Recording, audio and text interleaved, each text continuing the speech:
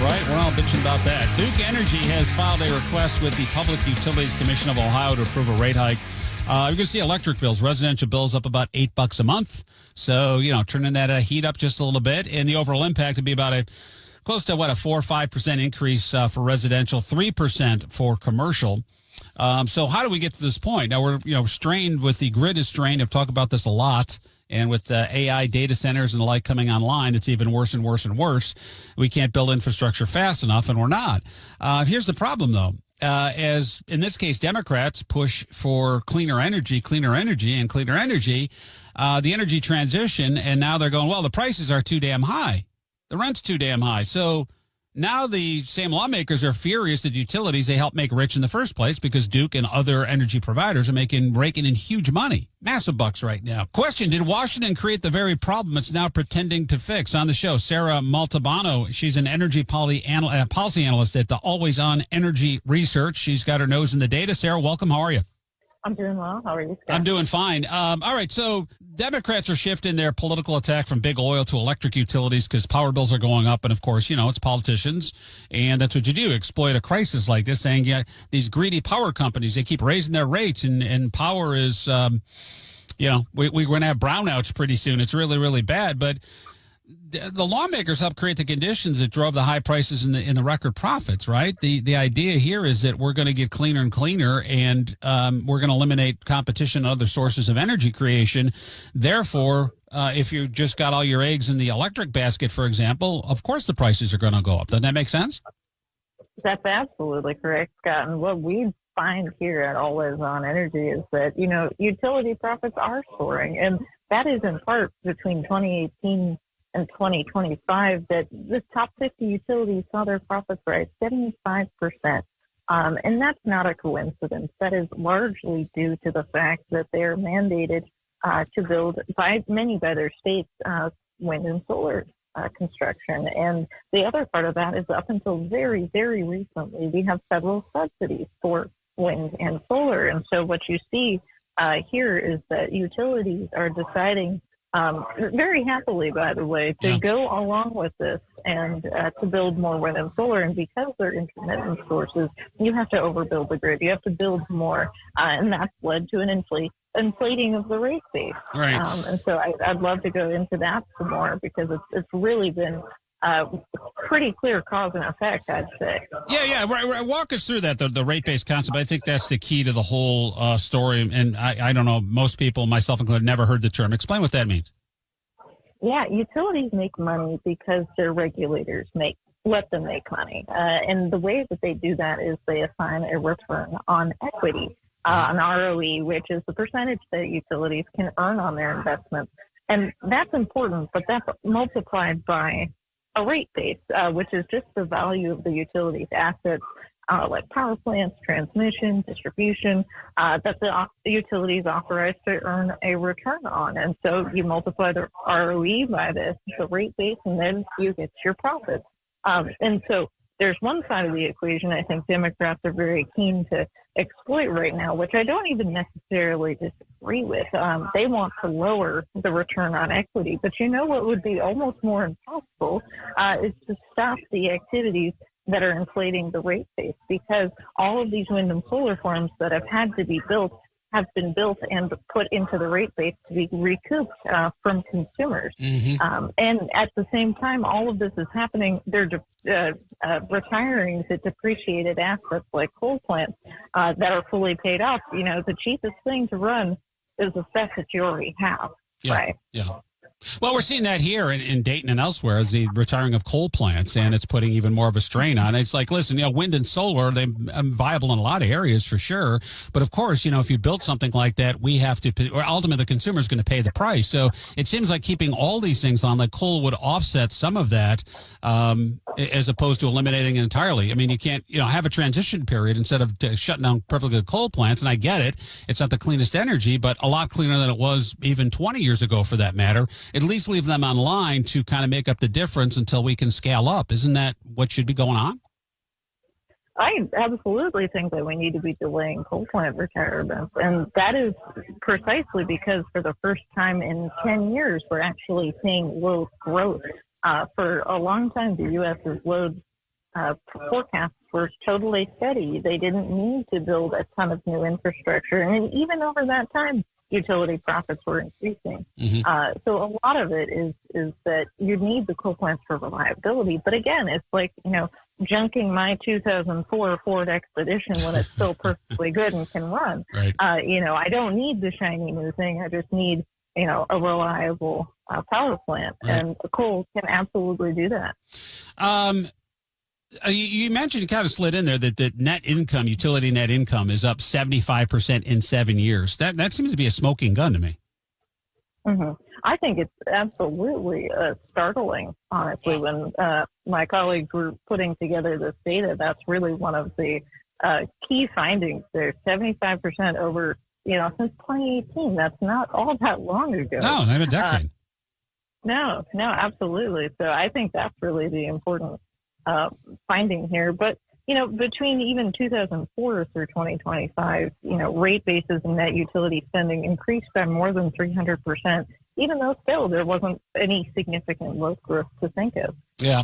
She's Sarah Montalbano with Always On Energy Research. She's a policy analyst there. And the fact that utility net income went up 75% in a year. I'm all for people making a profit, but it's a public utility. And, of course, this is compressed because of demand for wind and solar, and then forcing coal plants to shut down has not made energy cheaper. It's made it way more expensive and way more scarce is part of the problem here, because something called rate-based expansion, that utilities get guaranteed returns on capital investments. So every new solar, wind project, transmission line adds to the profit base. It's going to raise things, but offset that by keeping the non-renewables online until we can stabilize things and scale it up, and then it doesn't hurt us so much, for sure. And I think that in the cases, Florida and our neighbor Michigan serve as case studies here. Both saw energy costs and utility profits climb with expansion and renewables. Absolutely. Florida's an interesting case because when we first looked at this, we said, is this about hurricanes? Why is Florida seeing this record profit in the investor-owned utilities? And actually it really comes down to Florida's solar build-out. There's a lot of, net metering and, things that are expensive for utilities to do, but they still are able to have lots of solar build out and profit from it. And so, bills for the municipal utility customers in Florida have only risen 5% since 2010, but the state's investor-owned utilities have gone up 38%. Right. So that's a pretty unusual situation. What about Michigan? What about Michigan, Sarah? And what do the numbers look like? What policies drove that? Yeah, Michigan is interesting because Consumers Energy is kind of our case study there. And they were adding wind capacity even before the Michigan legislature passed a 100% carbon-free mandate in 2023. I think that really comes down to the importance of what utilities are doing. If they have their own voluntary net zero pledges, then they can make the case that any of this should go in the rate base and consumers should pay for them. And so Consumers Energy has added, 622 megawatts of wind capacity. Yep. When wind is, over 10% now, and they keep recovering costs and earning returns. With the coal plants, it's retired prematurely. So ratepayers still have to pay that off, even though they can't benefit from it. So is the mandate really the problem here? The mandate themselves? It's because it seems like it's inflationary by design, or is it just a problem with the implementation? I think it's a problem with the mandates themselves. And I think a lot of it comes down to essentially that we've had these federal subsidies that are now being pared back, that has spurred things even before states were getting on board with these mandates. But, in places like New York, they're actually weakening their particular climate laws. And I think that's probably a good thing because we absolutely need to be keeping dispatchable generation online, at least that we've already built, right? It's already built. It's being paid for. You should have the benefit of these things. So I think, these laws need to be reexamined today.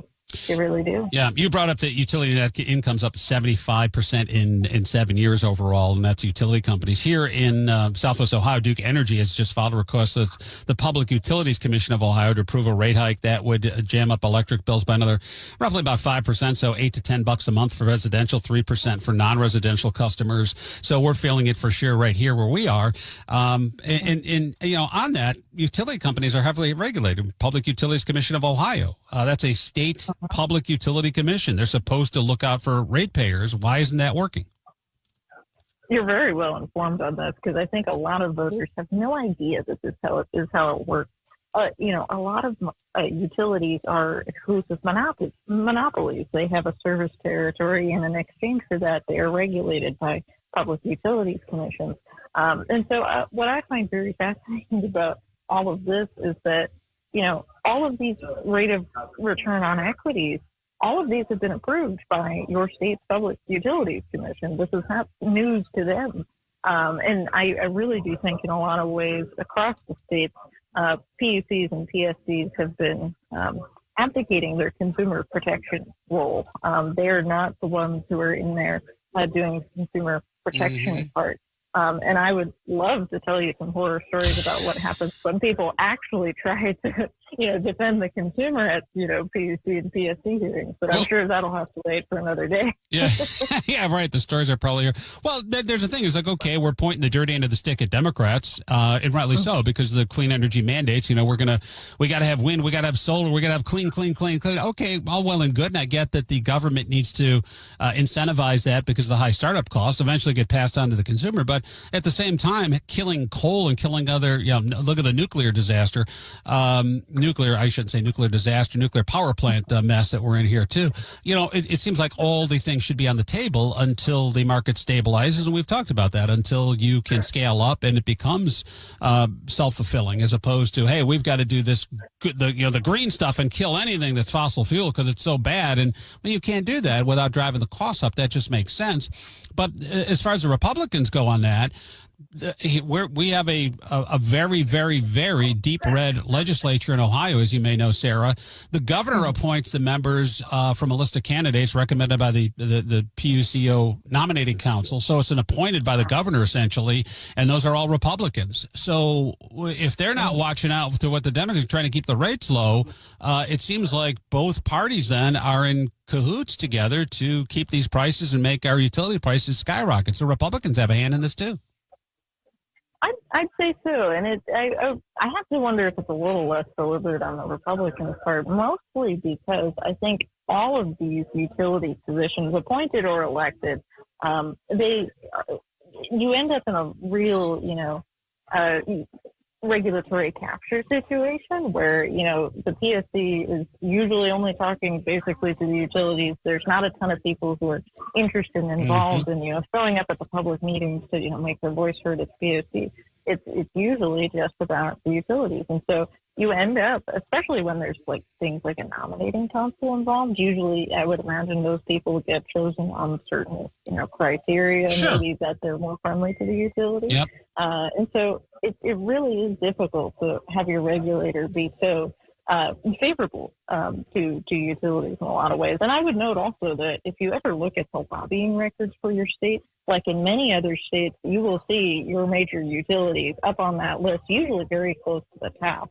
I've done research in Colorado that's shown exactly that Xcel Energy has an army of lobbyists out there, making sure their interests are very, very well represented.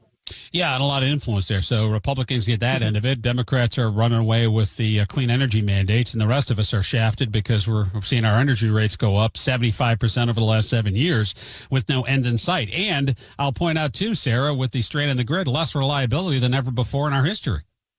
Absolutely. We're paying more, and we're getting a whole lot less. Yeah. So what's the end game here? How do we solve this?